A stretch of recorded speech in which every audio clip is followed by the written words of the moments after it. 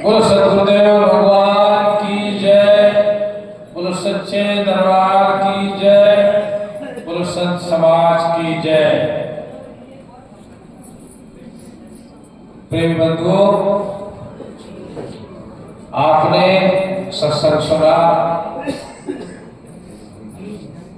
और सभी बाहर से आए हुए प्रेमी जन, माता बहने भाई बंधु ग्रामवासी सबने अपना, किसी ने समय का सहयोग दिया, किसी ने सेवा की।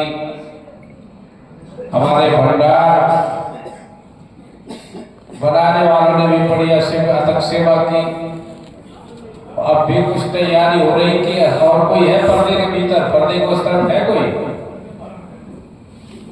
पीछे है कोई अभी पर्दे के ऊपर? जो पर्दे के पीछे है वो थोड़ा सा बाहर आ जाए। अब पर्दा किस बात का? प्रेमी बंधुओं, अभी आपके महात्मा जी ने कहा चलो बजारे पंछी, उड़ना तो है ही, लेकिन संत महापुरुष कहते हैं किस दिशा में उड़ना है। उड़ता तो है ही, लेकिन संत महापुरुषों ने दिशा बताई कि गगन में उड़ जा, गगन मंडल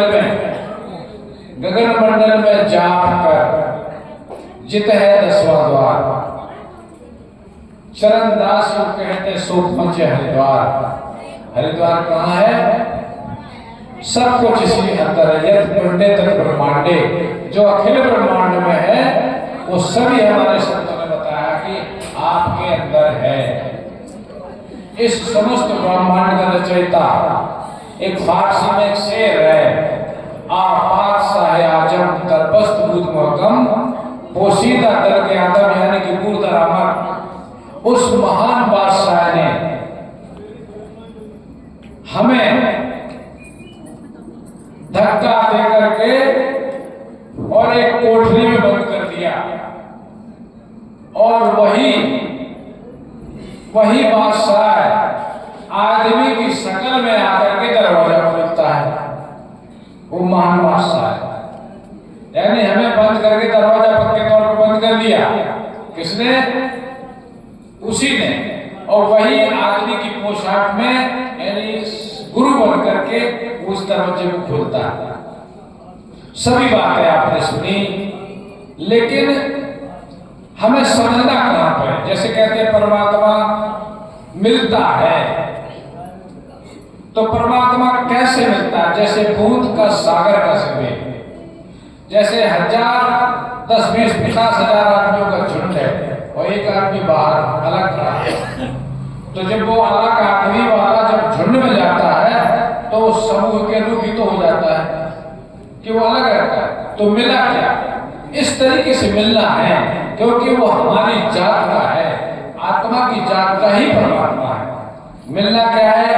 लेकिन मिलने के लिए जब उसी जात का तरीका मिलता है, जैसे कहते हैं कि ये जो सर्व कल्पना शून्य मनुष्य की अवस्था है, जिसे शांति स्थान कहते हैं, जिसे परम गम्य स्थान कहते हैं, जो शांति स्थान है वो काहे से चला जाएगा, उसकी तरफ काहे से चला जाएगा? तो महापुरुषों ने कहा है कि जो अजन्मा आत्मा है, ये अजन्मा आत्मा से ही रास्ता चला जाएगा। हमारे गीता में कहते हैं कि जब आत्मा आत्मा की तरफ चलती है, क्योंकि यहाँ भी आत्मा आप ओतप्रोत हो, लेकिन थोड़ी देर के लिए, जैसे हवा है ना, हवा, और हवा एक ट्यूब में भर दी जाए तो थोड़ी देर के लिए हवा का थोड़ा सा एक आकार अलग हो गया, और जब अगर फूट जाए हवा तो कहाँ जाएगी? हवा में हम मिल जाएंगे। तो उस हवा को मिला क्या? उसको अपना ही अंश मिल गया। इस तरीके से ये रास्ता जो है आत्मा से आत्मा का, आत्मा से आत्मा की प्राप्ति का रास्ता आत्मा से ही चला जाता है। जेनाजम, जो अजन्मा आत्मा है, अजन्मा आत्मा से द्वारा ही ये रास्ता चला जाता है। इसलिए इसको अद्वैत कहते हैं, दूसरा नहीं है। आत्मा ही साधक है और परमात्मा ही साध्य है, आत्मा ही साध्य है, उसका परम जो विशेष रूप है वो साध्य है। आत्मा का अपना स्वरूप भी साध्य है और वही साधक है। और साधना जिससे फासला खत्म होता है, ये त्रिपुटी जो है साधक साधना साध्य की त्रिपुटी है, ये इस विद्या से ही साधक हो हासिल होती है। क्यों कि सजाती है ये, तेल तेल में मिलता है, तेल पानी में नहीं मिलता है। इसलिए जब आत्मा को आत्मा मिलता है तो उसका मिलन कैसे है, जैसे आप रास्ता चलते हैं और ज्यों-ज्यों हमारा मार्ग घटता जाता है, दूरी घटती जाती है, तो उसके बीच का आकाश भी बाहर होता है। ये हथेली है, जब हथेली आपस में जाएंगी तो उसके बीच का जो अवकाश है वो घटेगा। और हमारे अंदर जो वासनाएं हैं, प्रवृत्तियां हैं, संकल्प विकल्प है, जैसे ही दूरी खत्म होती है तो वो हटती है, वहां फिर बचती नहीं। और जब हथेली से हथेली मिलती है तो वहां बीच में कुछ बचता नहीं है। बचता क्या है? शेष रहता है। कौन शेष रहता है? कहते जब कुछ ना रहे तो शेष है। इसलिए प्रेमी बंधुओं, ये अलग से कुछ नहीं हो रहा, लेकिन विडंबना ये है कि हमें अपने स्वरूप ही नमूदार नहीं हो रहा। कई कई तरीके से महापुरुषों ने कहा है कि बंदे रब तय थे या दूर नहीं, अरे बंदे तेरा रब तुझसे दूर नहीं है, पर मिलन का ये दस्तूर नहीं है। जिस तरीके से तू मिलना चाहता है उसका एक कारण नहीं है।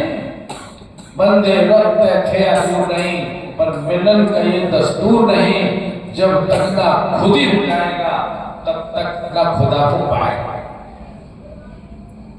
खुद ही एक नुक्ता दरमिया है, वह ऐसा से खुद ही। नुक्ता माने बहुत बारीक हिस्सा, बहुत बारीक पर्दा हमारे बीच में है। एक नुक्ता दरमिया है, हमारे उसके बीच में एक नुक्ता है, एक झीना पर्दा है। ऐसा पर्दा है कि पर्दा भी नहीं है और साफ दिखता भी नहीं। एक नुक्ता दरमिया है, वह ऐसा से दुई, और ये अगर हट जाए तो दीदार दीदार। इस दुई के हटाने के लिए ही हम सब इकट्ठे होते हैं। गुरु महाराज जी के, हमारे संत महापुरुषों के यश गाते हैं, जिससे हमारे अंदर भक्ति की उत्कंठा बने, जिज्ञासा बने कि मीरा ने कैसे की, कैसा उनका जीवन था, ध्रुव प्रहलाद ने कैसे की, राम और महापुरुषों ने, इन्हें सबने कैसे किया। वही तरीका हमें चलना है। इसलिए इन सारे प्रवचनों का, सारे वचनों का महापुरुषों का एक मालूम यही मतलब होता है कि कोई ना कोई वचन हमारे अंदर ऐसा बैठ जाए जिससे हमारा उस तरफ चलना हो सके। बहुत अच्छा तरह आपने सुना है। एक भजन और गा लो। सुरती